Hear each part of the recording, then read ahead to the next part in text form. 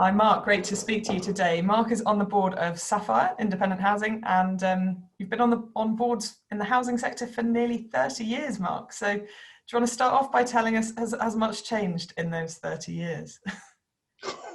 I suppose the experience of being on a board now is probably almost identical to what it was. My first board was 1994. Wow. Probably you could sit on a board then and sit on a board now and not feel or see anything very different. The papers would still be too long. You'd still have, tea and pork sandwiches. You'd still be there for about 3 hours. So I think the culture and experience of being on boards probably hasn't changed much in the last 30 years. Have you seen any exceptions to that? I mean, particularly maybe over the last year. I think what's been noticeable over the last year and the impact of COVID is, historically, most board members would be saying, the papers are too long and the meetings are too long and we need more space to discuss. And I think I've seen very, very clear examples since COVID of, 500 and 600-page board packs being distilled down into 25 slides. By necessity.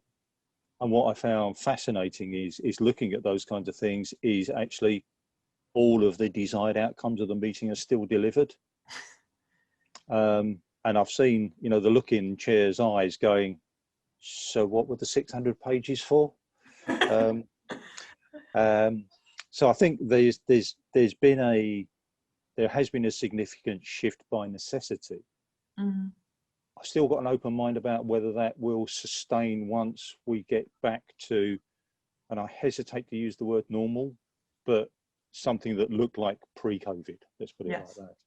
Yeah, and I think, if I may, one of the reflections that I've had over the COVID period being on boards is the degree to which boards should realise that they are in charge of defining the new normal.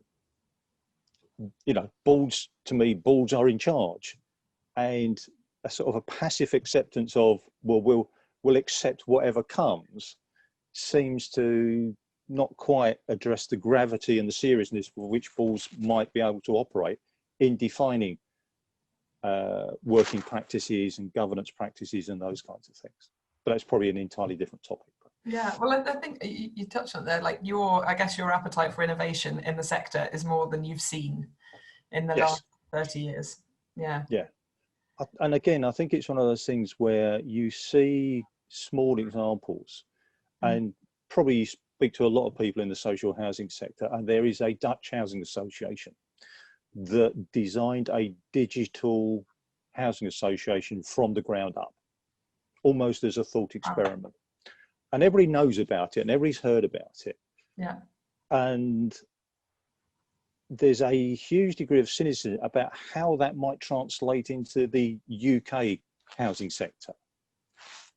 Because of its very nature, it's very difficult to see how that degree of innovation could actually be articulated in practice. And of course, one of the biggest concerns that people have is you are spending tenants' money on innovation that might not work. Yeah. And so there is a real sense of a risk aversion about that degree of innovation because it might not work. So in the private sector, you could go, I'm going to try 5 different things, and as long as one of them works, we're great.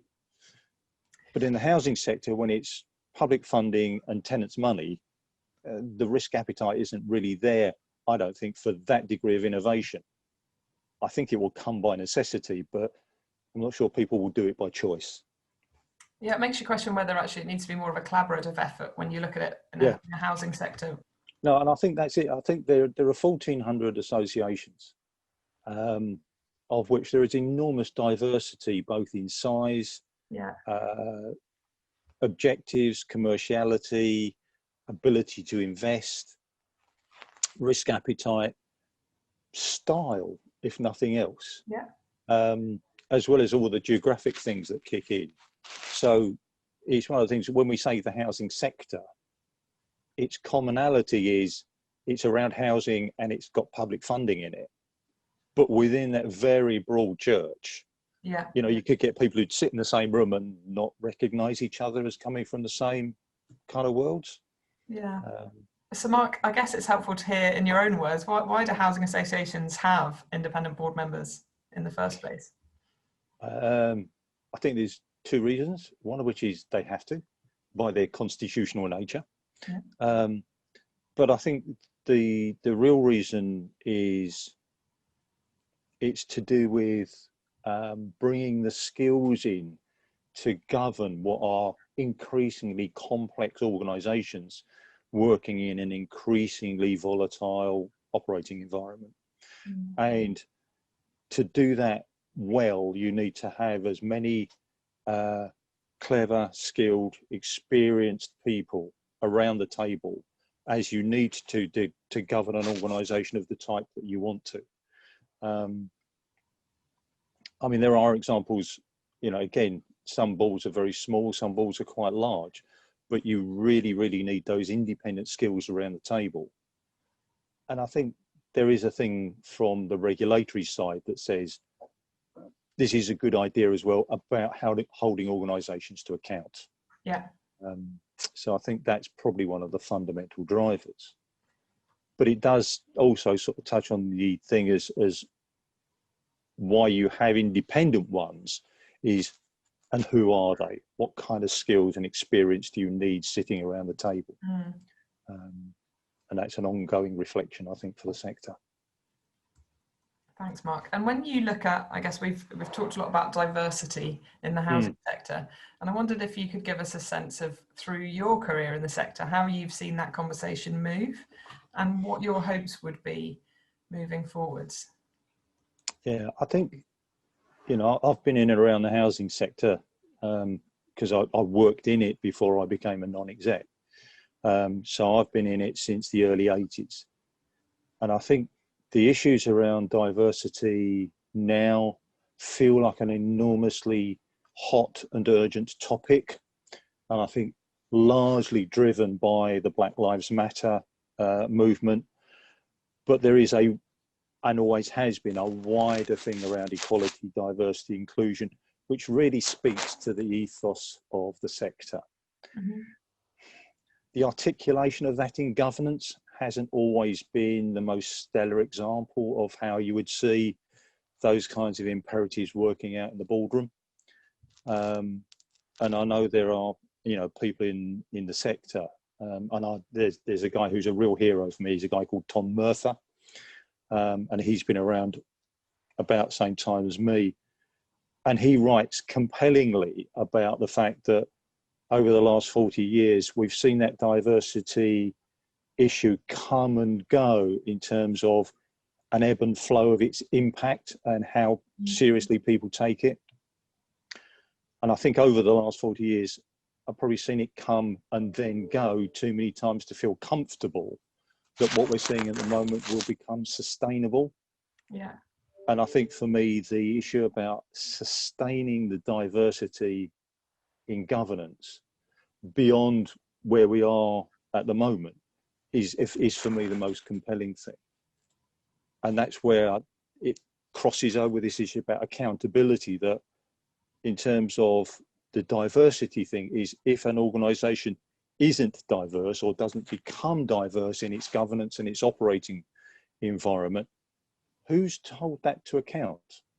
Because if you've got, you know, in theory, it's the board holding the organisation to account. But if the board isn't diverse, you're sort of stuck in a zero-sum game.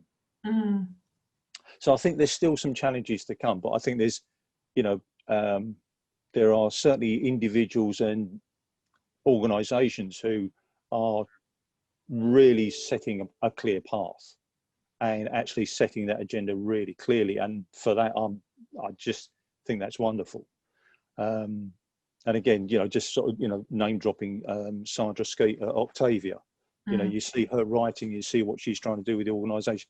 Absolutely fabulous. They're actually recruiting for a board member right now, and we've got it up on dynamic boards. There we go.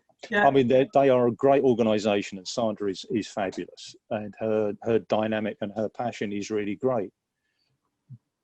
but I'd sort of been, banging on your social media about the fact that what you see on these kinds of things is driven by chief execs. And to me, and I'm a governance geek and a bit of a purist on these things, is it should be the boards that lead this agenda. Yeah. They're in charge. I can always remember the first governance manual I ever saw got given to me. It was called The Board in Control. And actually, the board, and certainly for the housing sector, the board is the articulation of the organisation. It's its constitutional entity. If that entity isn't driving change, I suspect it might not be as sustainable as I'd like it to be. Yeah. But time will tell. So Mark, final question. What would you say to someone that is considering joining the board of a housing association? I would say absolutely go for it. If I was being slightly flippant, I'd say it's like doing an MBA for free. All it'll cost you is your time.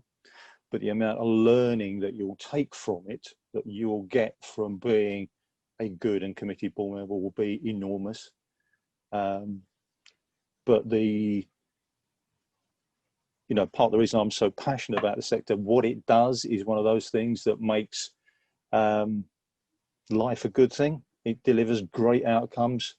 It aligns to all of the social impact virtues and values that, I hold dear.